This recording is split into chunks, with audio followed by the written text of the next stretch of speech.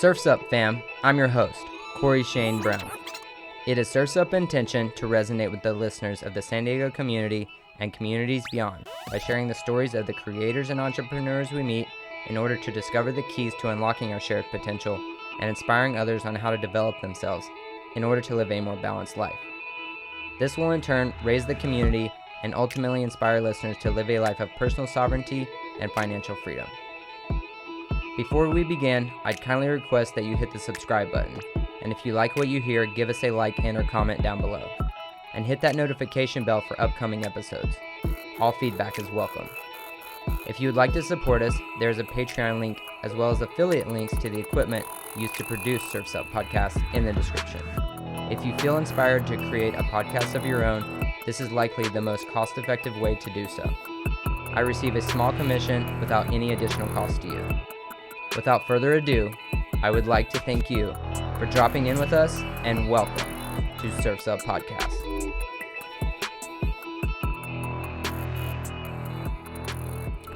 Today's guest is a DJ and event producer whose event series HYRE focuses on fire, flow, and circus arts. He is expanding his brand to include a clothing line for the Conscious Festival community. Please join us in welcoming Xan the Spaceman. Whee! What's up, dude? How are you? Dude, I'm good. Glad to be here. I've been wanting to have you on for quite a while now, but I'm glad that we're doing it now that HYRE is officially happening. Yeah, no, it's great, and we're going into, sort of the post. You've had two of them or one of them thus two far? of them. Two of them thus far. Yeah. Mm-hmm. Sweet. And they both been really, really amazing. I learned a ton of stuff, because I've worked in hospitality for a long time, but there's nothing quite like having a business where you have to do every single part of it at some point. So HYRE's been really cool because I've gotten a chance to just sort of like try out every single aspect of the business and see what works, see what doesn't, trying to put systems in place from scratch. It's a really unique experience. I'm curious, did our friend that passed away, does that have anything to do with what inspired you to like take the reins of a festival into your own hands? It's interesting. So like that was because I know that was a really pivotal moment for me. Just so that the audience has a little background. We unfortunately have a mutual friend that passed away of a fentanyl overdose at an event, and it was something that was really traumatic, and also something that brought a lot of incredible people into my life all at once in a very unexpected way. Two of those people are my business partners in HYRE currently. That when he passed away, that was the first time that I saw the property where HYRE is housed at. And in a lot of ways, I think that one of the conversations I've had with people is where the responsibility of an event organizer is in terms of keeping people safe at their events. And I've heard sort of a lot of different opinions on it. And I don't really see it. I see it as kind of a black and white issue. Yes, you are not responsible for what people do at your event. But if you don't have systems in place to stop them, to have harm reduction in all these different ways, you're not doing your job. And, especially with something like my brand, which incorporates so much fire, the conversation around actually running proper fire safety is a really big deal. And, at some of the sort of smaller especially events, during the summer. It's just like people can just really hurt themselves. Yeah. And I think that, especially for people just getting into it, they don't take it quite as seriously until they get that first really bad burn. And then they're like, wow, I am actually playing with fire, literally, and then, as far as responsible drug use at events, I think it's really important that there's on-site medical. It doesn't really matter how large or small your event is. It's not a prohibitive expense, and it just allows you to be a more responsible event organizer. I think there really needs to be. It's sort of a little bit like, the old trope of teaching abstinence in schools, instead of teaching sex ed. You're just like, people are coming to these events and they're going to be partaking in substances. Yeah. So if you don't have your eye on keeping people safe, making sure that people are drinking water specifically. That's a huge one, and that they're not just exhausting themselves, and you're not checking in with people on a regular basis. I don't think that you're really doing a very good job at having a festival, and you probably Yeah. should either rectify that or stop. Realistically, Yeah. um, Yeah, I have a friend that they really frequent Insomniac events, and they talk about how good like the teams are about checking in with you as as you're anywhere, and like not calling you out to boot you, but like if you look like you're struggling, like they will facilitate, like you just said, water or whatever very quickly, because they understand what's happening. So and then like I know that I've had an experience before where we've had friends go missing, and I had to go check the Zendo multiple times, and actually one time our friend was in the Zendo at Lightning. So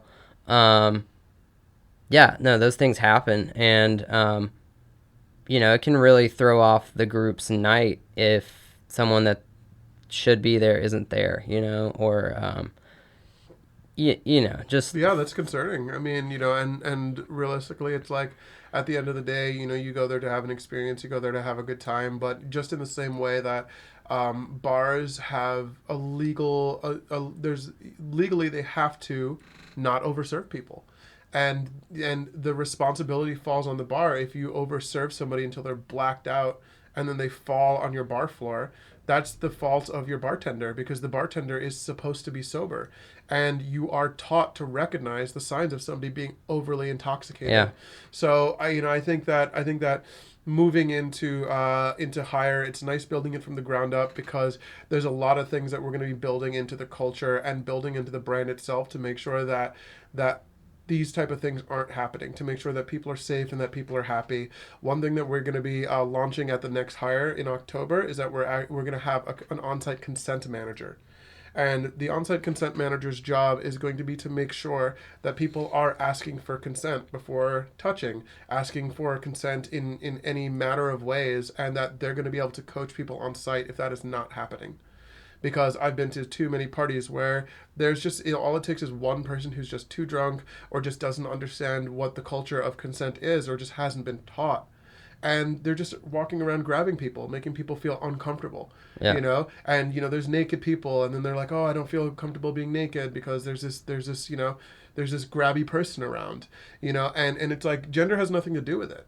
It is more just teaching people that there is a right way to interact with people in those environments and in your day to day, and there's a wrong way to do it.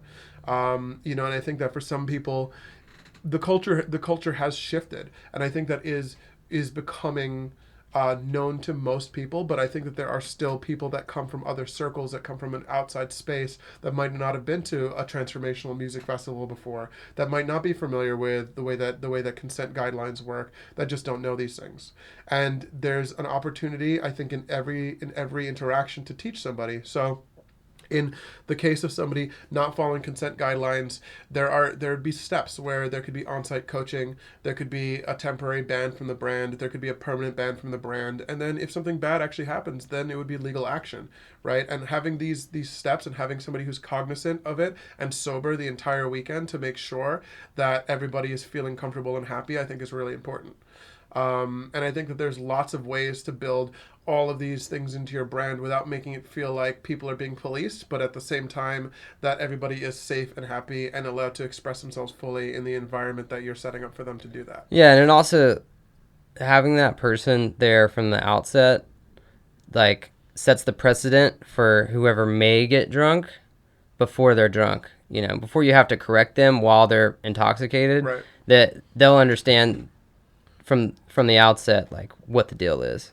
So I think that's actually, I've never even heard of something like that. Like having... I don't think it exists. And, everybody that I'm bringing into HYRE, it's with that is going to be coming on as a manager. It's with the idea that they could create a program within the HYRE family that could be brought to other festivals on a larger scale. So something like on-site consent management, I don't believe it exists. It might, But as far as I know, I don't think that that's something that is exists or is prevalent, but that's something that we could build out at HYRE. And then once the systems are in place, that could be something that could be launched on a bigger scale. And I think that everybody that is coming on, has an understanding that the creation of these systems can create a new dynamic for festivals moving forward. You know? Sustainability is the other one. We're really working on having a festival that is really sustainable. And we have a new sustainability manager. His name's Aiden, and it's his lifeblood and passion, and he's going to be really working towards HYRE being a sustainable environment. And building in. You mean like creating less trash? What do you mean by sustainable exactly? He would be the one who would speak more intelligently about it. But yeah, I mean, simple things like creating less trash, but also allowing people to take that understanding into their day-to-day life. So I think for me, one of the main things that I love about festivals, especially as an older festival goer, is the ability to leave armed with new information. I love going to the workshops. I love learning about new things. And for me, HYRE, even though it is, in its essence a flow and circus festival, we had 16 different flow workshops this last time. There was 2 hour on the hour for the entire, Saturday. We are also going to be moving into having other types of classes. So, there'll be one on lighting, so that you can learn a bit of lighting design. You can take a photography course. There's going to be a massage course. There's going to be a cooking class. All of these things so that you can go into your life when you get off site in a better way. And sustainability is great for that, because a lot of people, it's very easy in our first world consumer culture to have it not be your problem, and just Amazon.com everything, let Jeff send you something in 19 layers of plastic, and you're like, oh well, I needed a pen. It's like, I mean, it's fine, like, it's not that anybody needs to feel like some type of guilt. It's hard to pull yourself out of that system, to be honest with you. I know. Not to interrupt too much, but I shop on Amazon a lot, and I actually get most of my food delivered. Our recycling truck did not come last week. Dude, like the recycling is just piling up in my kitchen right now, because I'm like, I'm not going to put it in the trash can. Right. It goes in the recycle bin. Yeah. It's like, and the recycle bin's full, then that just means I got to wait and sit around with my trash. Recycling's a tough one, recycling's a tough one just because, from what I've read, a lot of the recycling does not get recycled. I can believe that. And it was like and this is just a statistic I read somewhere on the internet, but it was like upwards of 80% doesn't get recycled. And there's all kinds of things. It's like some plastic bottles, the bottle is recyclable, but the cap is not. So if it ends up with the bottle and the cap, and who would know that it's 2 different types of plastic, one's not recyclable, then they don't recycle the entire bag of recycling, and that gets thrown in a landfill. Education. No one knows. People don't know that, and I think that realistically, I mean, where I am set with sustainability is that we have to, really vote with our dollars the way that we did with organic food, where we were just, people were just like, hey, you just can't put toxic crap in my food all the time. I don't want that. And people started voting for organic food with their dollars and started bleeding the companies dry that were not serving that kind of stuff. Yeah. And those companies then shifted, and now Coca-Cola owns a ton of organic food companies. Yeah. And that's still a win, because at the end of the day, the consumer said, we're not going to deal with this. So I think that actually pressing down with your dollars, because that's all these large corporations ever understand, because they have no soul, is that we have to say, that's what corporation means. It's just horrifying stuff, right? It's a corpse of an entity. Right. Oh wow, that's interesting. Yeah, interesting. I didn't think about that. Yeah, if you ever learn about common law, you'll learn that like your name on your driver's license is not your actual name. It's the same letters, but it's all capital letters. You're signing as a corporation, and you are creating a contract. You're creating a contractual self. It's common law. It gets a little complicated, but sovereign individual. There are guys that hardly would work today, but old judges understood common law better, and there's these old guys that would get pulled over with no driver's license and whatever, but as a sovereign individual, they were allowed to drive freely. And so Sounds like a good way to get shot nowadays. they would get pulled over, but they could go argue it in court if they actually knew how to like argue common law basis and get away with it. You know what I mean? Because common law is basically based on the last incident that's similar to yours. How was it? Like a precedent. Yeah. What was the precedent in the last situation like yours? But now we have statutes, and statutes is what changed everything. But that's just like a whole nother lesson in law. That's the kind of shit that I watch on YouTube. I'm like, oh, that's how this crazy old guy got away with driving without a license, Right. like 4 states over. Right. You know? But yeah. So Douglas Adams, who's the author of The Hitchhiker's Guide to the Galaxy, yeah. he had an American driver's license and he had a British driver's license. So whenever he was in England, if he got pulled over, he'd put on an American accent and use his American driver's license and be like, "I'm sorry, I didn't know the driving laws here." And then whenever he was in America, he'd put on his British accent, which was his real accent. Yeah. And he'd say, "Oh, I'm sorry, I didn't know that the driving laws were like that way." And he said he just got away with it pretty much. I'm gonna be back in Europe next week. I can't really go to the Yeah, court. Can't really go to. You know, what are you gonna do? Give me a second. I'm a British tourist. You know? Yeah. It's pretty genius. I know. I got pulled over in Mammoth one time, and I was like, "Dude, I live in San Diego. Please, like, let me off. I'm not trying to come 5 hours back up the road to go to court." I actually ended up hiring like one of those things that are, you know, they do it by mail and they write into the court for you. Still didn't get off, which I that's the only time I've gotten a ticket that stuck. Do you know Mr. Ticket here in town? No. If you ever get a ticket, look up Mr. Ticket. But it didn't work for you. Why would I look? No. It didn't work up there, but I've gotten tickets in town, and Mr. Ticket works? They go to court for you. It's $100, and they go to court for you. No, that's cool. Yeah, so you basically pay $100 to like save yourself time and hassle. Worth it for sure. Yeah, and typically what they do is they'll extend out the date until the cop just doesn't show that pulled you over, and then they get you off. Got it. Nice. Yeah. Sweet. $100 though, it's totally fucking worth it. Totally worth it. Yeah. So moving from New York to here, like what you said, that might have been in our first non-recording, but you said that you basically just realized that like you didn't fit.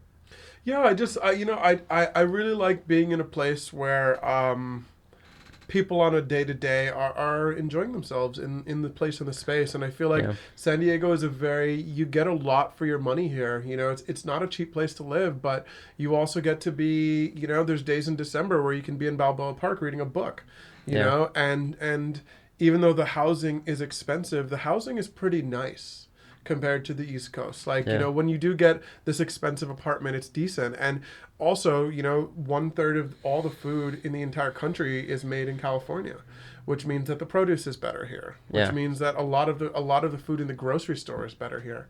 You know, it's like, for me, you know, there's things that I miss about East Coast food culture. You know, the pizza, Chinese food, just things that you just absolutely can't get a good version of here. Yeah. But at the end of the day, I cook 9 out of 10 meals at home anyway. Yeah. So for me to be able to go into a supermarket and get, you know, like really beautiful fresh produce that wasn't just trucked in when it was green on a refrigerated truck, I mean, it's not something I take for granted. You know? So I think that, you know, also being in a place where people vacation often is really nice, because you have just sort of this influx of people that are happy to be here. Yeah. You know, it's like a lot of people, it's, you know, like a lot of people are caught up in that sort of, you know, 9-to-5 job life where they're just like, you know, they don't pay attention to the fact that it's sunny and nice all the time. They're just like, I'm headed to work, you know? Yeah. But for the people that are paying to fly here or drive here to just experience what San Diego is, it's nice to be around that energy, and that energy is everywhere, even when it's not summertime. So. I know there's a lot of things I never did until like my parents or my friends would come in town, and then I like go do the touristy things, but things that I'm glad I, you know, like I went to the Aerospace Museum like I don't know a year or so ago, and I was like, this place is awesome, like, right. And I never even would have thought to just like break out of my, you know, 9-to-5, you know, like situation that I had going on at that point. There's also something interesting, very specifically about San Diego, and one of the things is that I think a lot about parts of the United States where there wasn't a lot of government aid when there was natural disasters. And I think about why that happened, and it's really hard to quantify what a place is worth to the United States federal government. But realistically, San Diego is worth a lot to the United States federal government. Oh, yeah. And that's because we have a ton of military bases. Ton of and military. There's just like $44 million planes and tech. So if something, it's grim to think about, but if something were to actually happen in San Diego, the federal government would have to fix it. It's not like what happened in, New Orleans or Alabama or Houston. these places where they're just like, oh, whatever, like it's like, this isn't a city of strategic interest. And you'd hope that they don't think about it that way and they'd look at it from a humanitarian perspective, but history has told us that that's not the case. Yeah. So San Diego is a safe place in that respect as well, and it gives the city a feeling of stability. Yeah. Me. Yeah, no, that's a great point. And like you were saying, I have a mentor, a group that I frequent online, and he just defected from the U.S., renounced his citizenship, moved to Dubai. He has the money to do that, though. But he was talking about, like, ways to save money on your taxes, and, like, one of the best ways is to not live in California. Yeah. And I was like, I understand what he's saying, but at the same time, I started to think about it. I'm like, for one, to move, it's like I have to give up, like, the view out my front door, and the fact that I can run to the beach, and the fact that I have people that come here to see me, and I don't have to go on vacation, like, if I don't ever want to. Like, I'm... with taxes, I don't mind paying taxes. I just wish that there was a little more equality as far as, the billionaire class paying taxes. Paying taxes, it's like realistically, you're paying into a system, and there's supposed to be social programs that are in effect so that, if people need food stamps, they can get them. If you need them for schools, you can get them. If you need to fix a bridge that's crumbling, it can be fixed. Like, all of these things, like, it's like there is a reason why we pay taxes, and I'm fine to do it. It's like there's countries where you pay, like, it's like you look at France, you're like, okay, great, like they pay 99% tax, but at the end of the day they have healthcare and college is free, and like all of these things that I would absolutely be willing to put my time, effort, and money towards. The issues that I have with taxes is that you have people that absorb all the resources. It's like, cool, like, Amazon.com, how much do they use these roads to get you these packages? And then they don't pay any taxes. And you're just like, there's a huge frustration point when people that utilize all the things in place that, the lower and middle classes pay to have built, and then they just refuse to put the money back into the system. A lot of the time, it's not the entities, though. It's the fact that those entities have hired CPAs and lawyers that understand tax incentive law. My last guest that has helped me understand a lot of that, and how I'm actually going to structure my LLC so that I can divert some of my tax obligations. Not all of it, obviously, because you can getting to zero is actually impossible. But the way that you can offset it to zero for years to come, and that's what a lot of the big corporations do. Mm-hmm. Because debt is not taxable. So what they do is they use debt vehicles to constantly not create a taxable event, and that's why they're not paying taxes. So the thing is a lot of us can structure our like one major thing that I learned just recently, like on the last episode, was that you can start a business, and it doesn't have to be profitable for 3 years for you to actually reap the benefits of the tax incentive. So one thing that I've learned, and what I'm going to do, is I'm getting a LLC. I'm going to get a business account so that I can run all my income through there. And then it gets a little more complicated than that. But essentially, I can lessen my tax burden. And the reason that they have tax incentives like that is because creating business creates jobs. So they incentivize people to to make more jobs to stimulate the economy. Whereas if you're just a consumer, then you're not producing for the economy, then that's why they tax the shit out of you as a consumer. You know what I mean? What type of jobs are being created by a lot of these mega corporations, though? You know. Well, now a lot of them. I mean, I agree. Like with Amazon, a lot of them are, getting rid of jobs. Because they're automating. You know, and that's a whole nother discussion in itself. But as for small businesses, that the tax incentives are also there for them, for creating jobs. Right. Especially after everything, got shut down and not half, but a lot of things didn't come back from. Well, I think what really didn't come shutdown. back is the workforce. Yeah. The workforce woke up and they said that, this is wage slavery. And I don't want to go back to that job. I'd do just about anything to not go back to feeling that way, to not go back to punching that clock for 66 hours a week for McDonald's. It's just not sustainable, and I agree 100%. Realistically, I don't know. I and that's just the circle that I keep, but I don't know anybody who's not willing to pay a little more for something to have people just not living in those conditions where, it's just like 40 hours a week is living below the poverty line in most places. It's hugely frustrating. And the thing is, I watched this show. It's these two guys. It's called the Yes Men Save the World. Have you ever seen that? No. I think you'd really enjoy it. It's from the 90s, and what it essentially is it's these two guys, and they're satirists, and they create websites that have a very similar web address to a large company that they want to troll. So say it was like, McDonald's.com, they would have McDonald's.com. Exactly. And then they wait to get invited to a press conference, and then they speak as McDonald's, but they do like something really satirical. It's genius. But they had one where they got invited. Sounds fun. It's so good. So they got invited to speak as Dow Industrial Chemical.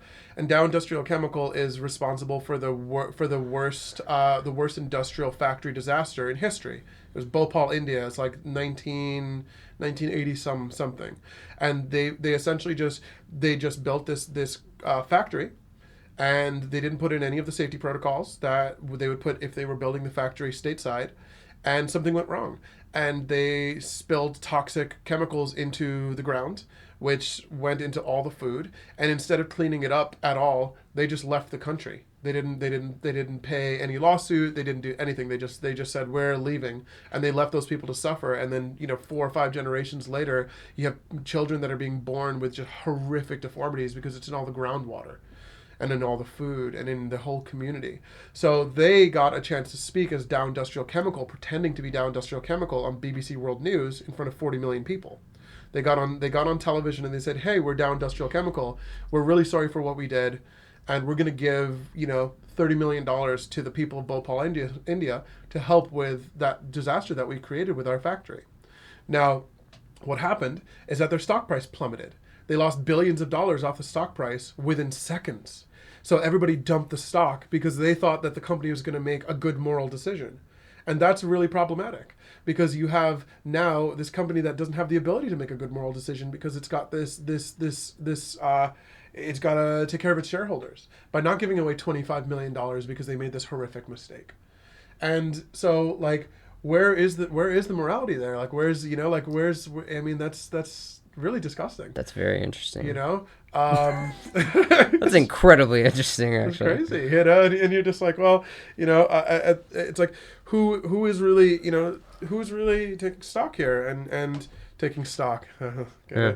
But yeah, I don't know. I would like to live in a world where people had some level of accountability for their actions, especially, as far as like corporations and their interaction with the general public. But it's just not the world we live in, and well, the thing about that is, at our current standpoint in time, is business and business culture is international. But as far as your what are they called? Like widgets? No, I love widgets. No, the government is not worldwide. You see what I'm saying? Like, we're still, separated by countries, but business relationships have expanded much faster. Yeah. So you're saying that the U.S. government can't control what this company is doing in Bhopal, India. Exactly. Right. So now it goes back, unfortunately, again, to consumers. And the problem is that with corporations, there's active deception and it's constant. So when we're talking about like all the food and, these horrifying processed foods that are just, so bad for you, and like they're hiding the ingredients behind deceptive marketing. And realistically, a lot of the food corporations are owned by cigarette companies, and they operate business the same way. Yeah. And it feeds you into the medical system. So I mean, where is, it's like, it's nice that we have access to free information because everybody can watch YouTube channels where somebody is a sleuth and decides to go and say, this is owned by this bad company. They do animal testing. This is owned by, and you can educate yourself on that. Yeah. But it feels like a full-time job. And I've been in a supermarket and had this like hilarious sometimes moment. That stuff is YouTube it used to be completely open source, but it's actually now it's been infiltrated by big companies, and also they do definitely they delete stuff all the time. Yeah, I mean, well, they can just straight up sue you. I mean, there's the veggie libel laws, right? Yeah. And they can just sue you if you say the wrong thing about their company. So, yeah, and the algorithms are based on like audio now. So, last year, like a lot of people couldn't even say the word COVID on YouTube without getting flagged. So they would say like the panic situation, or like they had to come up with different terms for it so that they weren't getting flagged, so that they could actually speak their mind. Yeah.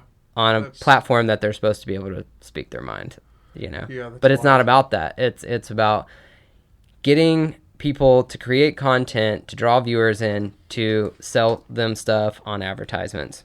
Yeah, no, fair enough. Yeah, that really is what it's about. And, I think that we're getting into a really strange part of human history because, we're about to enter what's essentially like the golden age of propaganda.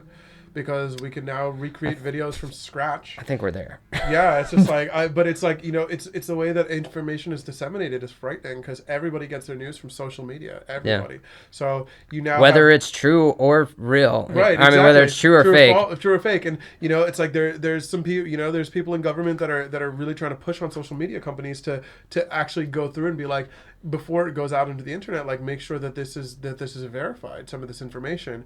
But then, I mean, is that censorship? I don't censorship, know where that line is it censorship? And also, who is that other person verifying? Right. What is their credentials to verify? I mean, and it's wild. I listened to this show about people who were suing Facebook for having PTSD because they were the people that would funnel through to make sure that there wasn't like child pornography and snuff films going out on Facebook, and they had to watch thousands of hours of the most horrifying internet stuff that you're just like, this is like, I mean, this is really, it would really cause you to lose your faith in humanity to have to watch all these videos. And that is, I've heard about that. I didn't know Facebook, but I had heard about that same thing happening with YouTube years ago when there used to be like beheadings from the Middle East and all kinds of like crazy shit. So at that point, we're about halfway through. Let's take a small break and then we'll be right back. Cool. And we're back. So we were talking about basically geopolitics and taxes and stuff like that. But I am a little curious more to dive into your projects.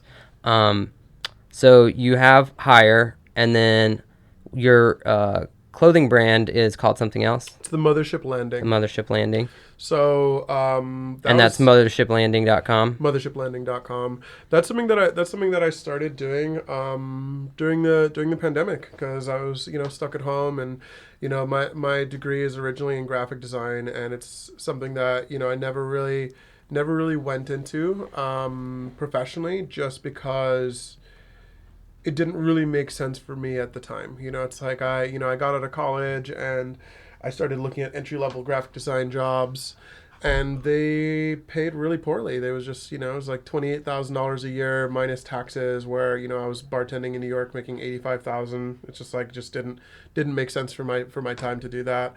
But it is something that's been, just a great skill for me as an entrepreneur. Hold on. Clap. Oh. Okay, and we're back. Little technical difficulty. Our GoPro. Sometimes it works great. Sometimes it just decides it's going to turn off. Yeah, it went amateur on that one instead of pro. Oh well. So yeah, I mean it's just such a cool business. You know, it's essentially like a drop shipping business model. So, you know, I get to do what is for me the fun part. I sort of found myself in a unique position because I'm an artist who also enjoys marketing and also enjoys the business side of things. Yeah. And that's not something that a lot of people are gifted with in this life. So I'm taking full advantage That's the of hang it. up. So, I mean, for a lot of it is... Yeah, and you know, look, and the thing is, it's great for me because I get to do exactly what I want to do, which is, you know, creating opportunity for all the incredible artists in my life. I've been really blessed to meet such amazing people, you know, like from fire spinning to music to dance to any type of thing that I could possibly imagine. I feel like I know somebody who's just unbelievable at it. Yeah. And 9 out of 10 times they don't want to, you know, toot their own horn or like make that lane for themselves. So, Yeah. you know, HYRE is an amazing business because it allows me to bring all of my other businesses into one place. You That's know? the similar vision to what I wanted to do with this, was to really bring each person on separately so that people can identify the craft with the personality. And so that's why I really like to, because I, like you said, like, I don't know how many times I've been out and I've been like, dude, this person's so interesting. Like, why do people not know about them? Like, Right. You know what I mean? Yeah. Why are you not a big thing yet? Well, you know, so that's one of the big focuses for HYRE too, is really creating a networking platform for people. Yeah. So, you know, to have a situation where professionals can network. And at the last event, we brought in 8 photographers and videographers. And the reason that we had 8 photographers and videographers is so that professional content could be created on site. And so that people who are flow artists or who do, you know, any number of things could get professional photos and videos of themselves to use for their Instagram so that they can find paid work doing what they love. And I think that it's, you know, a misnomer that you can't do what you love for a living. You know, I mean, I'm sure there's some things that probably aren't applicable, you know, like depending on what you love. But I think for the most part, just about everybody can find a skill in their life that is also something that they really enjoy doing and do that for a living. Yeah. And sometimes there's, you know, there's a little bit, it can be a little bit scary to bet on yourself in that way. But I think that one thing that people have learned in the pandemic is that they are greater, you know, in terms of their life purpose than working, you know, for somebody else, doing something that they're not passionate about, and, you know, spending their life and times in that way. It's a very unhappy way to do things. You know, it's like I've had plenty of jobs where I just was going in for a paycheck, and at the end of 40 hours, you feel drained. And you don't have the juice for your creative projects. You don't have the juice to have, you know, amazing relationships with people because you just feel drained. You know, my goal with the Mothership Landing, it's a business where I get to do the creation and the marketing, and that's all I have to do. Yeah. I don't do the printing. I don't do the warehousing. I don't do any of that stuff. That's done by a third party company. So because of that, I'm able to do the part that I really enjoy. You know? Yeah. That's exactly, like, right now, I'm really trying to, I've been on Fiverr looking at some different people, but I really, like, I don't enjoy the website part of it, and I don't enjoy the Instagram part of it because I don't get on Instagram or Facebook ever. They're completely hidden from my main screen on my phone. So, I mean, I'll get on Instagram maybe a little bit here and there, but it's mainly, I've been trying to look at how I want to push the podcast out on Instagram, and because I know that's why I'm not, like, gaining subscribers, is because I'm not playing the social media game. I'm creating content, but I'm not playing the game. I think that, you know, it's important to realize, first of all, what you said, that there's certain things that you just don't enjoy or want to do, and you don't have to do them. You can pay somebody else to do them. I think that's really good, because that drains your energy to do the parts that you do like. Yeah, no, I want to focus on this part right here, and I don't mind at all. Like, the technical part used to drive me nuts, but now I've gotten really comfortable with the cameras and the, you know, the audio and the editing. I don't mind doing that at all. So the less I can focus on Instagram, the more I can focus on like the quality of the content and finding, new guests and like, also still having time to focus on crypto because that's really where my money is right now. So. Yeah, no, I think that's the best way to approach it. And as far as Instagram and Facebook and all that is concerned, I think it's just coming down to the understanding that it's a means to an end. It's like it's a way, like you said, to get your message out to a grander audience, and you have to go where those eyes are. So working within the means of a system. A lot of people talk about the United States and entrepreneurship and capitalism, and the fact that it's really broken. The system is really broken, and it's been it's more and more broken every single year as people just usurp all the parts about it that work, so that there can the money can just be hoarded at the top 1%. But at the same time, there's still a ton of opportunity. But to get to that opportunity, you have to participate in the system. So if you're not willing to go about the ways that you have to be successful within the system as it is, it's just, you might just not want to try, because realistically, it's like there are only certain ways to get to the success that you might be looking for. And if you're not willing to kind of participate in advertising your brand on social media, or like, it's bad, but it's not even to say that traditional forms of marketing don't really work anymore. In fact, I think they're more effective. I was having a conversation with somebody about flyering. I love flyering. I grew up flyering, and for me, it's a very effective, cheap way of marketing. And it's also a very honest way of marketing, because when you hand somebody a flyer, you get to talk to them directly. You get to look them in the eye and say, hey, like, and like, of course, the example is like, hey, come to this party, right? You hand them a flyer, you're like, hey, come to this party. And they can go, why? Why would I come to that party? And you can be like, well, because we have an aerial silks artist, and we're going to be bringing this incredible DJ, and there's going to be a sound healing thing. And like, are you into any of these things? And you can have this like really direct and honest conversation. Whereas with social media, it's just like, the constant ping, the alert, ping, ping, ping, ping, ping, ping, ping. And it's almost like you just cast this wide net to see who bites. But at the same time, with a brand like HYRE, we haven't done really any social media marketing. And the reason we haven't done any social media marketing is because we don't want the wrong people to come into the brand. We want to grow it slowly. The last event was about 140 people, and that's where we want to sit. I think 250 would be the maximum ever in my head, and the reason is because I want it to be people that get what we're doing. It's like it's one thing to just get butts and seats, and I think depending on the type of business, it's like if you own a baseball stadium, sure, you want a ton of people. Or for my clothing brand, that's totally different. I want as many people as I can wearing my clothes, and it's an amazing feeling. It's like I sold something to somebody in Australia, I sold something to somebody in Iran, and every time an order like that ships, I feel elated. Because it's just like, wow, like somebody in Iran now has a shirt that I've designed, and that's such a freaking cool feeling. I'm hooked on it. I'll never get over that. That's just exciting every time it happens, So, for that brand, there is going to be a lot of social media marketing happening, So it just depends, I think, on what you're going for. One thing I really do enjoy is Instagram stories.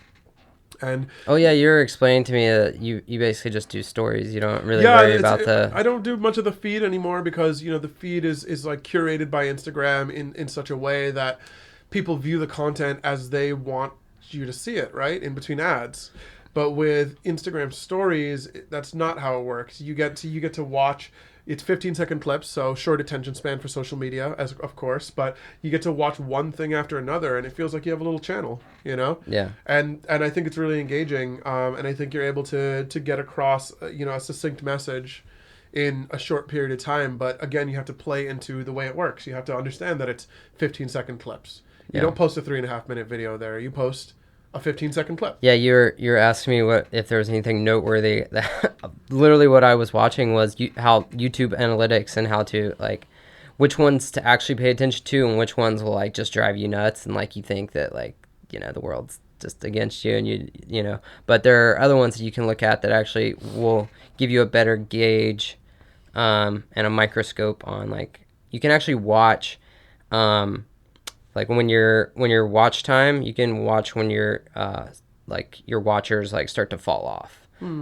So you can like look at that point of the video and be like, okay, what was I talking about right there? You know, like, was I being like boring or like, Right. or what?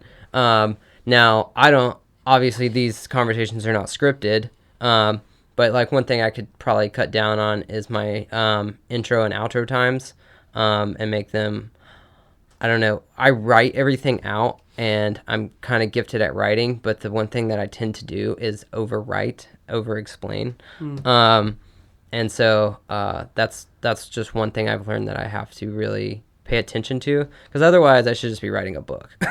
You know what I mean? And getting really detailed. Yeah. And then I actually like checked out your website, and there's some pretty cool designs on there. Like, Thank you, man. Yeah, no, you have some pretty cool. I just like to see what comes out of people's head when it comes to art. You know what I mean? So I think you should definitely keep doing that. So Yeah, I mean, it's been a fantastic project, and you know, it's one of those things where, you know, my goal, my overreaching goal is to have one business that allows me to travel, because, you know, realistically, I don't feel, you know, as much as I just talked about how much I love San Diego, I want this to be a home base. I don't want to be here full time. yeah, So having a job that is remote, where I don't have to physically be in the country for, you know, for my income to continue is 100,000% my main that goal was for this my year. that was my like choice for trading, was like when I started to realize, like, you know, the about crypto and stuff, but like really not just buying and holding, but really learning how to trade and know how to create, you know, income as I go. It like, a lot of people are like, oh yeah, you can make a lot of money doing that. I'm like, yeah, you can also lose a shit ton of money doing that. Like, Yeah. every day you come to the table with an amount that you could lose. Right. Like, you don't do that with any other job. Right. So, but the things that keep me in it are, A, I can do it anywhere in the world from a computer. 2, there is no boss. The only boss is it's mentally me following my plan, you know, that I've like structured from the outset. And if I get out of line, then I'm only betraying myself. And then as far as a third part of it, was I've worked for bars, I've worked carpet cleaning, I've done multiple all kinds of jobs. And what I really realized is, like, a lot of bosses struggle with is like, they like some customers and they dislike a lot of customers. You know what I mean? And the thing about trading is there's no customer. You know what I mean? There's simply the job and the price action and you.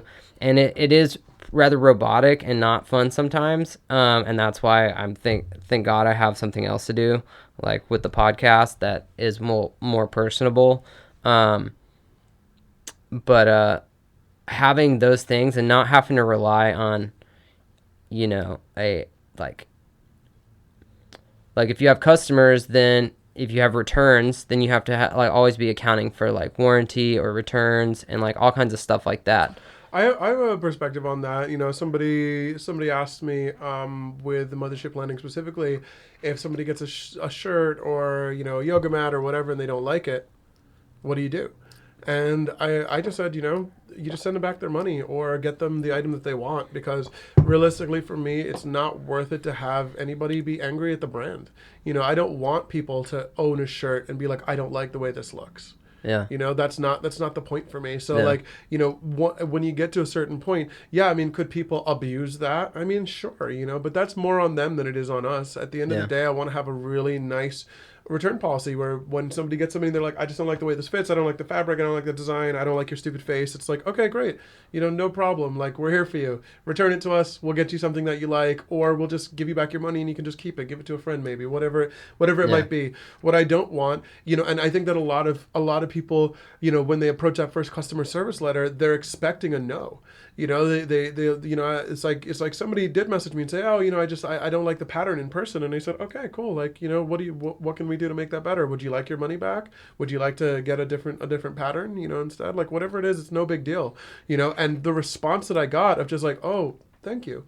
I think that that's something that people are not always expecting from you, Yeah. So I think also, taking into account that with customer service jobs, it's something that I enjoy, specifically, and hospitality specifically, and I really do try and build that into multiple layers in my life. I feel like hospitality, when you can allow people to relax and enjoy themselves, is a real gift, and it's something that I've always loved and always want to be a part of everything that I do, even when I'm DJing or doing whatever. That also feels like hospitality to me, because my DJ sets, as much as I'm curating the music, and these are songs that really speak to me, I am doing it for the audience. I'm not doing it for myself. If I was doing it for myself, I would just be listening to it on my own. I'd be listening to it on my headphones. But I'm not doing that. I'm playing it on a big sound system so that people can relax, enjoy themselves, and delve into an experience, and not maybe worry about that 9 to 5 job that hassles them, or their issues with their partner, or that their dog chewed up their shoes. They can actually just be like, okay, this I'm in the moment, and I get to just dance, relax, and enjoy myself. Yeah. For me, the most connected moments I've had DJing are when you can really get in sync with people, and you can really feel that people are enthralled, and they lose themselves, to In the the dance moment. floor, and in Yeah. the moment, into the music. And the ones where I've had the least fun are where people, aren't having that good time. They come into the dance floor with an expectation of, finding a sex partner, or looking a certain way, or, being the coolest kid in the rave, and that's boring. Yeah. That whole culture is boring to me. Yeah, it's not genuine at all. You asked me why, one of the questions that you had was, how did I get into music specifically? And for me, it was every single type of music that I've grown to love, every single type of dance music that I've grown to love, has been music that started, with a culture of disenfranchised people that didn't have another place to go. It's like they didn't have a place to go, and That's totally true. It's just like everything. It's like hip hop was, cardboard in a boombox, and people that were, living in project buildings and had nothing, but they were able to get together and commiserate and dance and enjoy themselves and heal themselves through movement and music. House music, same thing. The blues, same thing. I grew up in a metal scene, and I mean, but it was the community, Right. as every week there was like Tuesday or Thursday, they would take over the YMCA and have shows, and like, and it was rad. Yeah. We had, just so many crazy stories, like the time the skateboarders broke the door off of the racquetball room, and they were using it to grind on, and like, it's just it's like, I'm not saying it was good stuff, but it's memorable, you know what I mean? And Well, I mean, and it's something where, people. I think that the culture of dance music has really shifted in a lot of ways to something more underground, which was needed. I feel like, during the pandemic, it was just, it regained some of its otherness, some of what makes dance music cool, because there was this sort of claiming of it from, the opposite of counterculture. I mean, it became this commodified thing where, like, it's like every single week they pump out, 2 billion tech house tracks, and you're just like, good Lord, like, where's the quality control here? And people consume it endlessly. I always find it really disappointing these days to go, because I try and keep up with current music trends. So I'll go and listen to, what the most popular songs in the world are.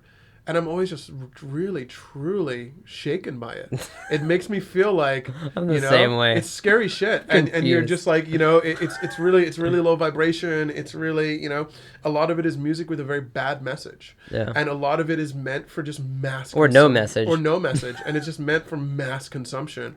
And it can be a little scary. So I think the fact that, underground dance music is pushing back on that culture to say, hey, you can just come here and let your freak flag fly and just be who you want to be in this space is ultra important. So for me, HYRE is so important to me. It feels like a lot of life purpose, because it's something that is really intrinsic to who people are. It's a festival that is movement based. in its essence, and of course there's going to be, there's a lot more that goes into that, not every single person is a flow artist. Are you really going to cap it at 250? We'll see. Let's see. Maybe I'm just curious. If we can get to 250 amazing people, and then they're like, I have 50 more people that should come, that would be one thing. But I want to make sure. I think more than anything, I want it to grow slowly. I have no interest. So 250, 300, 350. Yeah, sure, we'll grow. Yeah. Exactly. We can grow it slowly, and then that way we can find. The venues won't be, I want it to grow slowly too, because the logistics of the way that we did it, we also fed everybody. Yeah. There was 5 meals, right? So that's a ton of logistics. I will say that Same did a micro festival during COVID, and they capped it at 200 tickets. There was probably about 300 people there. That was one of the funnest festivals I've ever been at. Dude, it's a special vibration. Because you meet you know everybody there, or right. you've seen everybody there. It feels community oriented. Yeah, exactly. Whereas with larger stuff, I feel like those things are actually less cliquey. You'd think a smaller festival would lead to people being in their own little, but like I sometimes go to festivals and I'm a little bit put off by how cliquey it is, even on the dance floor. I feel look, here's the thing, like. I don't go out to bars or to anywhere to just hang out with the people I came with. That, to me, I would just do that in my house for cheap or free. I don't go to places to I'm do the that. Worst at staying with the people I came with. Yeah, me too. I'm the worst. And you should be the worst because that's boring. That's like, it's like when somebody told me, hey, like, it's like for me, I've traveled, for 2 years by myself. And when I say by myself, I mean, I'd meet people on the road to travel with. But that would just be like, cool. Like, you guys are cool. Let's travel around for 5 days together. And then I would just go and do long trips by myself. I'd be, if I didn't like the people I was hanging out with, I just wouldn't hang out with them. I'd get to a hostel and I'd be like, God, these people are just like fucking boring as dry toast. And I would just go off on my own and I'd go see museums by myself and I'd go eat by myself and I'd go to a club by myself. And I'm completely fine to do that. And I think that that's something that is not really pushed in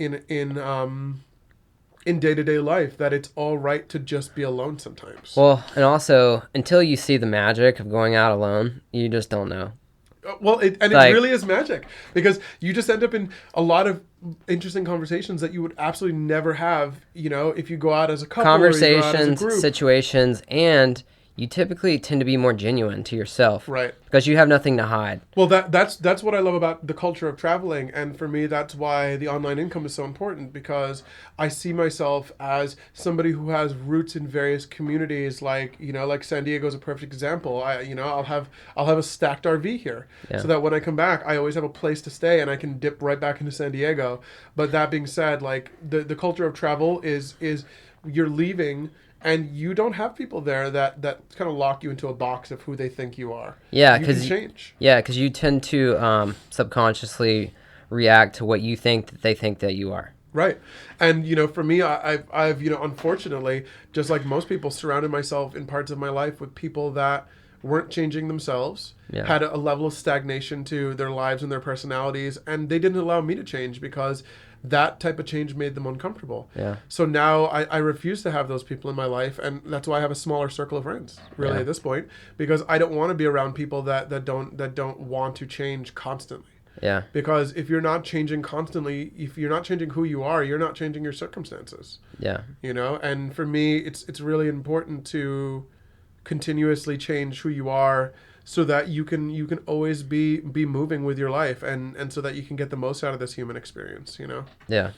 No, I 100% agree. I coming out of a bad breakup, I lost all my friends, and that is when I started to go out by myself. This is like 2 years ago, and that's when I met like the likes of you and all kinds of friends, and so many friends that came and went quickly, that like, I thought these are my new friends, and but no, they passed by really quickly. But right. I've gone through enough people now that now I start, the thing I value a lot more than the person is the experiences that I've had with multiple people, and whatever the present moment is, you know what I mean? I value that over any kind of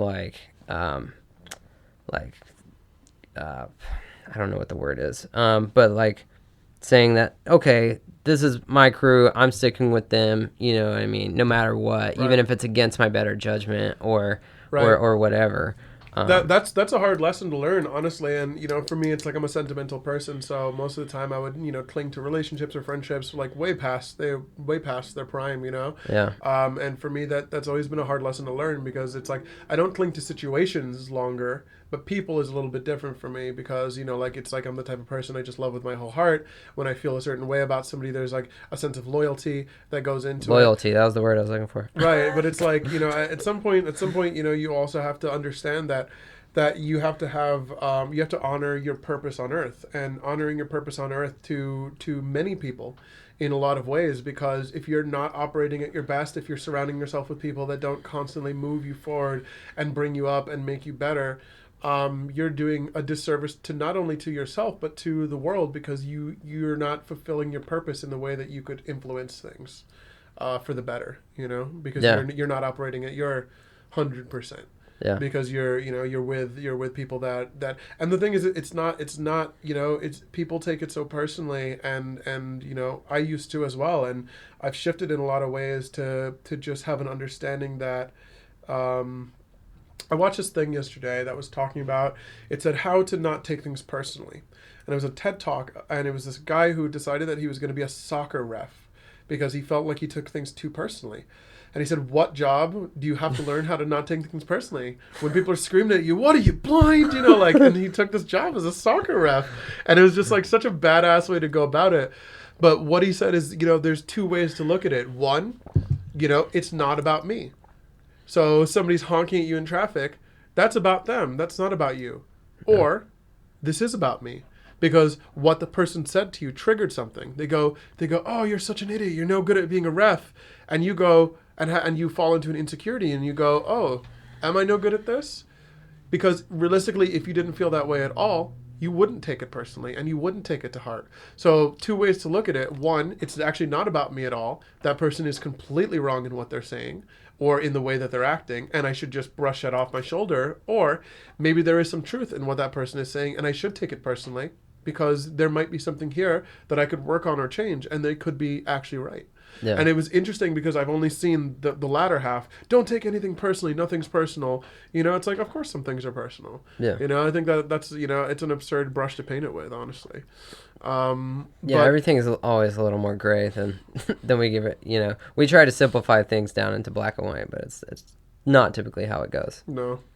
Yeah. Yeah, I think just trying to evaluate self, and every day, I listened to a podcast that said before you even wake up in the morning, you want to think about how you're going to get the most out of your day, and who do you want to be today.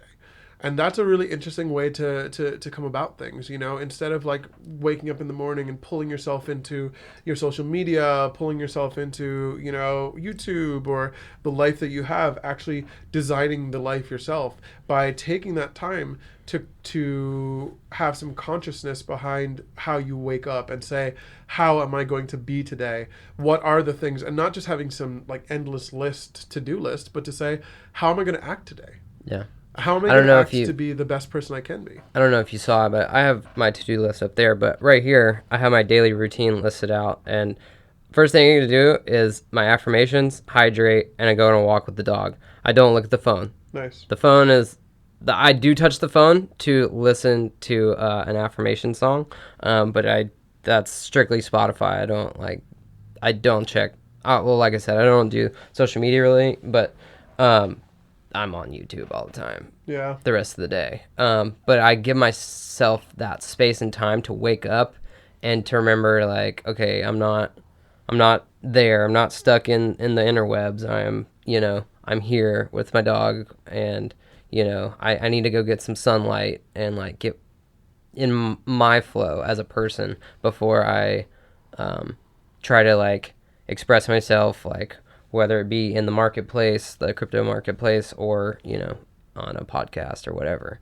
So, like, today I knew we started at 1:30, 2 o'clock, and I was like, dude, I got to definitely be up by 10 because I need to, take the dog out, I got to get some other things done. Got to still, like, set up the set, and And like those, giving myself like the proper amount of time. I used to not ever do that. I used to just wake up and like procrastinate, and then rush into things. But one thing that taught me how to structure my time is snowboarding. Because I realized I would have a better day the earlier I woke up.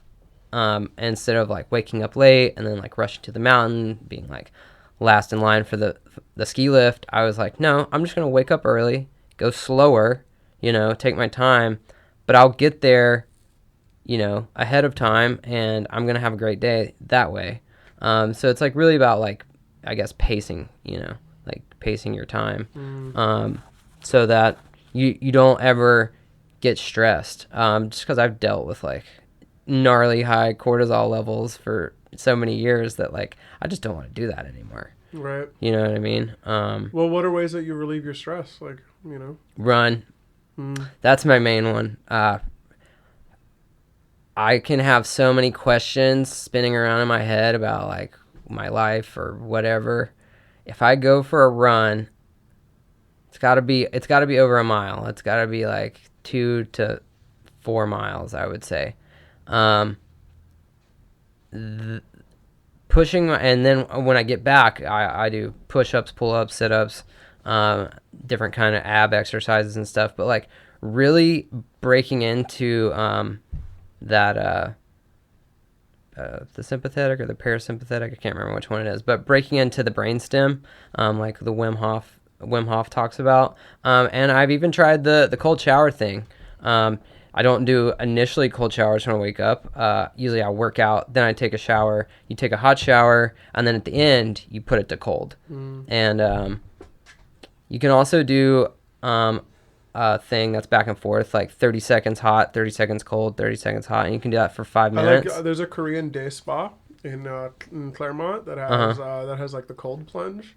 And I love that. So, just like right from like the steamiest, hottest sauna on earth, and then you just go right into this freezing cold plunge. Well, it's been warm enough here that like even the cold water coming out of the shower wasn't that cold. So the other day I went and got in the ocean early in the morning, like pretty early. And dude, it was actually a really wild experience because I didn't shiver in the water. I felt it on my skin and it was cold, but my core was stable. And it wasn't until I got out of the water and the wind started to hit me that I actually started to like get cold, actually cold. But when I was in the water, it was pretty fucking chilly, and I didn't wear a wetsuit or anything. And yeah, I don't know, it was just kind of reminiscent of like Wim Hof stories. Like I went in and I felt the cold on my skin, but I was not cold. Okay, last malfunction of the show. So I was just talking about the my experience in the water, and yeah, cold therapy is very interesting because it like really sinks you back into your lizard brain, and then when you come back to your everyday consciousness, you always have that little bit of just a little higher awareness of what's going on around you. So yeah, what about you? What do I do to relieve stress? Yeah. Music's a big one for me. Like I can just dive into my headphones and just disappear for 4 hours at a time, and really nothing really helps more than that. And what about driving? Yeah. Sometimes I will hop on the interstate and drive down to the Coronado Bridge across and back just cause. Driving and music are kind of hand in hand too. That's what I'm saying. Yeah. Driving with loud music. I definitely don't like sitting in traffic. It's one of my least favorite things about being a human. And I just get irrationally angry. Just like I know there's nothing I can do about it, but there's just something about stop and go traffic that just really grinds my gears. So I don't know if driving is one. Paragliding is one for sure. Never done that. Oh, it's amazing. I'm going skydiving next month. I'm really excited about that. Yeah, skydiving is cool. Get the adrenaline flush. You get the adrenaline, and I think you get adrenaline for both, but I like paragliding. I prefer paragliding because it's like the free fall in skydiving is just like, super intense. You're like, yeah. And then you get the part where your parachute's open, which is the part that I like.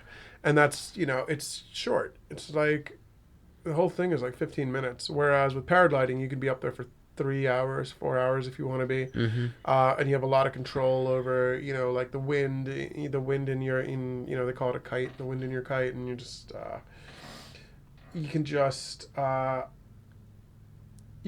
take a moment to breathe it in. Yeah, take a moment to breathe it in and just enjoy the wonder of flight. You know what I mean? It's wild, and there's no airplane involved, which is great. So yeah, I mean that's one too. Are you talking about like the air what is it called? The glider port. The glider port. Mm-hmm. Is that what you're talking about? Those kind. So not the ones where you like lay like Superman, but just that's a hang glider. That's a hang glider. And those are cool too, but I've never been on one. People don't usually get into that these days. Yeah. They launch from the same place, but usually people who hang glide are people who've been hang gliding since hang gliding was cool, and I think that there's been a shift most people who would be getting into it now would paraglide because there's a lot of advantages. You can hike with a paraglider. So say for instance you wanted to hike up to a point, you could literally hike with it to a point, and with a hang glider that would be pretty difficult because of all the poles and that kind of stuff. So one of my goals it was for this year, but I think it's going to be a next year thing, is I want to get my AFF 1 through 7 for skydiving so that I can go jump on my own. That's cool. And then eventually one day, it's going to be years from now. Skydiving at Burning Man? Oh, that would be cool. But no, I'm sure my parents wouldn't agree. But I want a base jump. It's something that really got into me with snowboarding. Like, I got really comfortable with steep situations. Where like it's strange because it should be the most intense, nerve-wracking moment, but because I know you can't fuck up, there's a weird calm that comes over you. You definitely fuck up with base jumping. Oh yeah, no, 100%. That's too intense for me. I'm not gonna do it a lot. I want to do it. But it's not something I think I'm gonna get like completely addicted to, because they're just saying, it's not if it'll kill you, it's when, because even the best in the world like Shane McConkey, like mistakes happen, and sometimes it's not even your fault, it's your chute or whatever, you know what I mean, and you could have packed the chute 5,000 times, but you fuck it up once, like and there's no reserve, that's the problem. So you're too low to even if there was a reserve, it won't work. It wouldn't work. So I mean, extreme sports are cool. I think that's my favorite like high is adrenaline. Like I mean there's just something about like, I like harmony with like music and stuff like that, but adrenaline packed, like that is the funnest and most natural like high in my opinion. So. Well, it definitely gets you into the present moment. That's for sure. Yeah, shoves you into it. Shoves you into it. Yeah. I mean, I think that most of us, live under just massive cortisol levels with just our day-to-day life. So I think that anything that we can do, I think most, like I was also just reading about sleep and the importance of having like a sleep hygiene schedule, and that's something that I'm really trying to build into my own life, because especially with pandemic and not having to like punch a clock anywhere, my sleep schedule has just been all over the place. And realistically, what I was listening to talked about getting, actually not just jumping right into sleep. So it's not something where you kind of shock your body when you just go, okay, well, you're just exhausted and you just crash. That's not it. You're really supposed to be taking the time to calm Wind yourself down, Yeah. wind down. And the way that most people will wind down, quote unquote, is like watching television, and they're watching drama, or they're watching the news, or they're, on their news feed, or whatever it might be. And those are terrible ways. It creates the opposite effect. Yeah, exactly. It pulls you into the drama, of your life, or into the drama of a television show or a news or whatever it might be. So creating a situation where I am really winding down.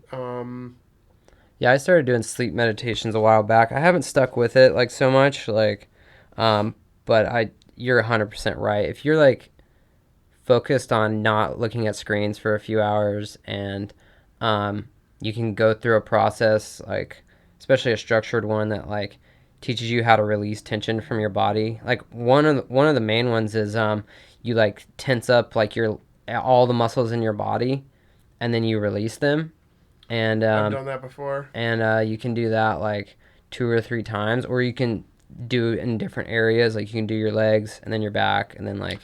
Yeah, I had my mom lived in a yoga center for a chunk of her life, and there's this yogi, Swami Satchidananda, and he had this tape called Deep Relaxation. That's exactly what it was, and then scanning your body. I think that's something that a lot of us don't do. Yeah, that's called Yoga Nidra, I think. Is it? Yeah, that's one of them. Is like basically just the body scan and just laying there, focusing on the breath, but not like worrying about like the depth or like anything like that.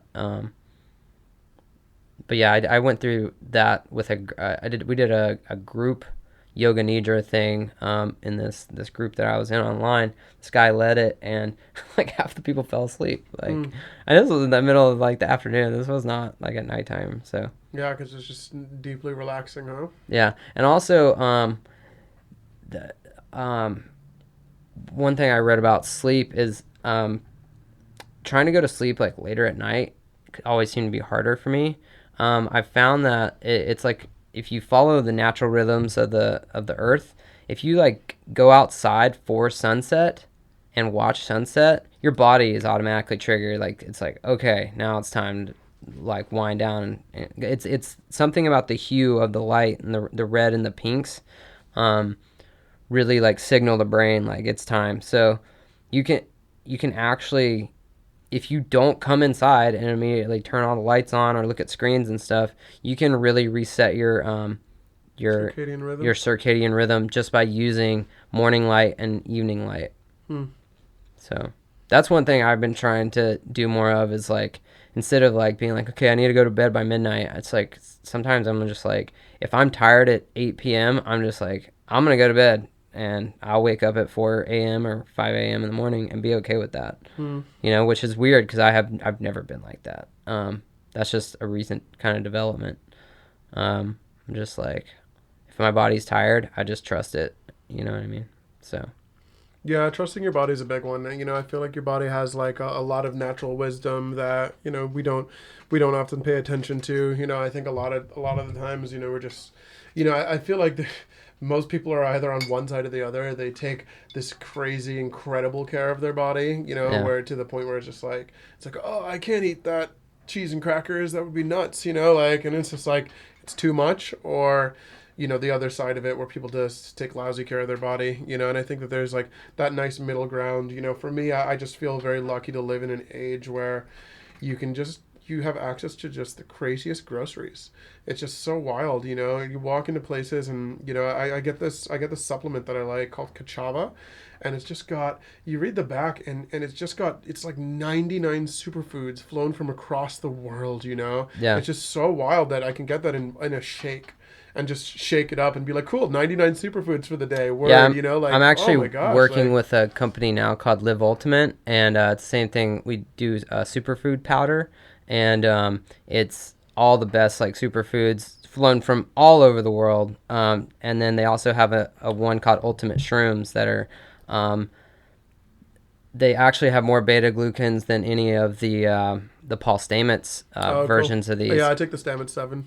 Yeah, so the thing that I learned about it is they're grown on brown rice substrates where a lot of like the certain mushrooms have to be grown on what they would grow on in nature, and a lot of times that's like wood logs and like other kinds of things. And so growing them on brown rice substrate, it really reduces the beta glucans, which is on of nitrogen.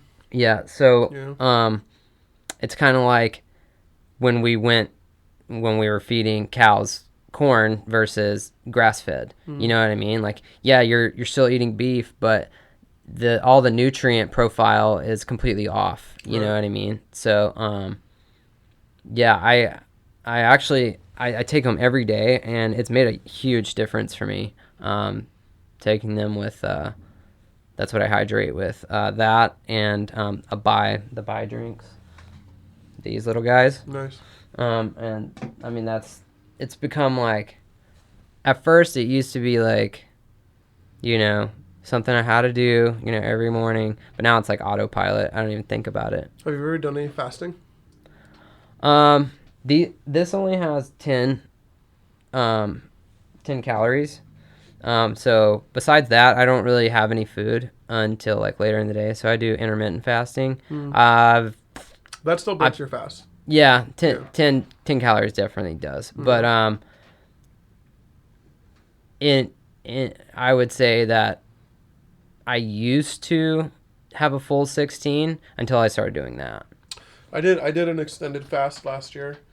13 days. Like Just water? Just water, yeah. I've heard it's really good for you, but it's trippy, man. I don't know if I could go to sleep. Well, it's that's like, my hardest part. It's one of those like mind over matter kind of situations because you find yourself like the way that especially for somebody like me who's like just a food lover. I mean, I wake up every single morning. The first thing I think about is what am I going to eat, and I think about it throughout the day. Like I like plan my meals out in my head just because it's one of the things about being a human that I love just the most. Yeah. But in most ways, it's like, if there's anything that I abuse in my life, it's also food. Yeah. So I love food, but I also abuse it. It's like, okay, cool. I'm stressed out. Well, I'll just eat, or I'll cook, or I'll do whatever. And, I'll just cook like 6 meals in a day if I'm stressed out, and just eat and cook and eat and cook. And for me, having an understanding that I could pull myself out of that with what was a lot easier than it sounds. And, 13 days sounds like a lot, but, what was the hardest day? Like day 3 or 4 is really tough because you have hunger hormones, and they're just smacking you, so you really do feel like if you don't eat, you're just going to fall over. But that's actually not the case. And you learn just from, like reading about the neuroscience behind it that, you have these hunger hormones, but your body goes into, once your body hits like a deep ketogenic level, you're getting all the calories that you need. And it's really trippy to switch from your fat reserves. And it's really trippy to have your body switch over its fuel source like that. For me, it gave me a ton of mental clarity. My skin cleared up. It was really, really wild. And, your body has a natural process called autophagy where, it eats your dead cells and it utilizes them for the cells that are living, utilizes that energy for the cells that are living. So, it's a natural process. And there's also studies that say that it can affect your like epigenetics too. There's studies that have shown that cultures where there's been a famine in their history, the next generation lives longer. And not like a short, like incidental amount longer. Not like, the next generation lives. It's like 4 years longer on average because there was some huge famine where the people were just not. People had to fast, forcibly fast for a long time. And so for me, that was amazing, and things, and it brought me. So back that's like a significant mutation in a short amount of time, right? And it brought me back into a real appreciation of food that I'd lost in some ways. So, I go to the day 12 of my fast. I go to a supermarket, Zion Market, which is a Korean grocery store that I really like. And I'm, everybody just thinks I'm a total weirdo because I'm walking around like just fondling all the peppers and smelling the mushrooms and just realizing how much I love food. And your sense of smell is off the charts when you're fasting for that long. And I go home, and the first thing that I ate after 13 days of fasting was some sautéed spinach with really nice olive oil, salt and pepper, and it was just the most sublime thing I'd ever tasted. And then, fast forward a week later, I'm at an event, and somebody walks up to me and they go, hey, do you want, like, I'm eating really clean, because it's really important when you come off a fast to eat really clean. It's almost as it's more important than the fast itself, is that you get your body back up to speed with the nutrition it needs by eating really clean food, especially the first couple of days. And so I'm at an event, and somebody walks up to me with like a bag of potato chips, and it's like Lay's, like, some crazy flavor, Lay's Grundle flavored potato chips. And, like I taste one and I spit it out.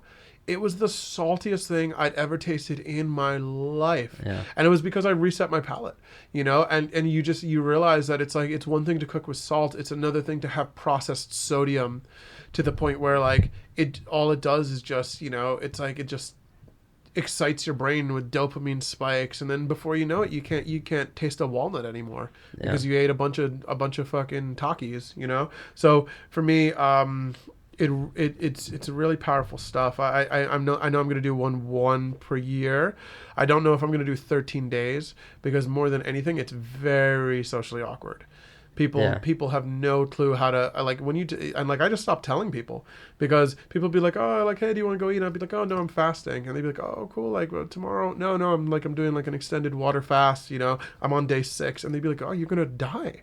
And I was like, I mean, no, it's like, honestly, I feel good, like, right. I feel good. And like, I really read about all this. How much water did you drink a day? I was not quite a gallon, but almost, and that's just. I probably drink that a day already. It just satiates you, and you can drink tea and coffee, black coffee. Supposedly there is a very small caloric content to even black coffee. It can be like 5 calories, and that can like a single calorie breaks your fast. It's really intense. So, but that being said, the caffeine is good for you while you're fasting, and it has properties that can be really helpful to you, and it is kind of just nice to have something that has some flavor to it, when you're fasting for that long. But it's incredibly powerful, and I'd recommend it to just about anybody. I ended up having to like switch over, because I just used to drink water, and then I started working out, and then, dude, after my workout, I'd be dead. I wouldn't even want to make food, like. And then what that translated to was I would end up ruining my workout by going to get fast food or something, because I didn't even want to, like, I was just burnt, you know what I mean? So now I've kind of like switched it to, I drink this, for a little bit of energy, and then I eat blueberries for brain power, and then besides that, it kind of helps me like stay more stable throughout the day, because I was literally like, just water, and then like work out, kill myself, and then I was just so tired. I just couldn't. It wasn't sustainable. You know what I mean? So, well, on that note, I think we need to wrap this up. So, where can people find you? On Instagram? So on you can check my website. I have 2 websites. One's themothershiplanding.com, which is my clothing line, and then I have HYREfireflow.com. Okay. And HYRE that's spelled HYRE fireflow.com. Yeah, they'll be in the description as well. Yeah, so you can go to either of those, and festival brand and clothing, and just holler at me. I'm always open to new friendships. And then your I Need Spaceman, correct? Oh yeah, my Instagram is I Need Spaceman. You can find me there too. Okay. And then it's the Mothership Landing, right? Correct. Okay. Cool. And those will be tagged in the show notes or in the description. Nice. And then if you want, you can find us on Instagram as well. I'm just now starting to work on clipping these episodes so that I can post on Instagram and actually have more of a presence there. I've been neglecting it, and I know that. So follow us on Instagram and share with your friends. But please watch on YouTube. Also, we are on Spotify and iTunes, but YouTube is really what my focus is. So thanks for coming on today. This has been this is definitely, we're either right at, or this is definitely the longest conversation I've had on here. So Nice. yeah, pretty Right. stoked on that. That's great. Cool, man. Thank Cool. you. My pleasure. And we will see you next time. Woo! Surf's up. Godspeed. Live loud. Peace out. Surf's up, fam. Corey here. Thanks for tuning in to the episode. We're still growing, so we're really happy you hung in with us and made it to the end. Remember, perfection isn't the goal. Progress is. Please like, subscribe, comment, and hit the notification bell, as well as check out our Patreon link in the description if you would like to support us. We'll be seeing you in the waters of life's next swell. So prepare well and exercise your freedom. Thanks for listening, and if you have an interesting story of your own, Surf's Up would love to hear it. Email us for scheduling at surfsuppodcasts@gmail.com. Disclaimer. Surf's Up Podcast is for entertainment and inspirational purposes only. It does not endorse any of the activities discussed on the show. It is Surf's Up intention to inspire the San Diego community and communities beyond by sharing the stories of our brothers and sisters we share dance floors with and the creators that organize the events and share their art with us. We're all surfing this wave of life together, and we must remember to stay connected and raise each other up. And remember, we're all artists at heart, so share yourself with your community. In the words of JFK, a rising tide lifts all boats. Thanks for listening in, and if you have any interesting story of your own, Surf's Up would love to hear it. Surf's Up, fam.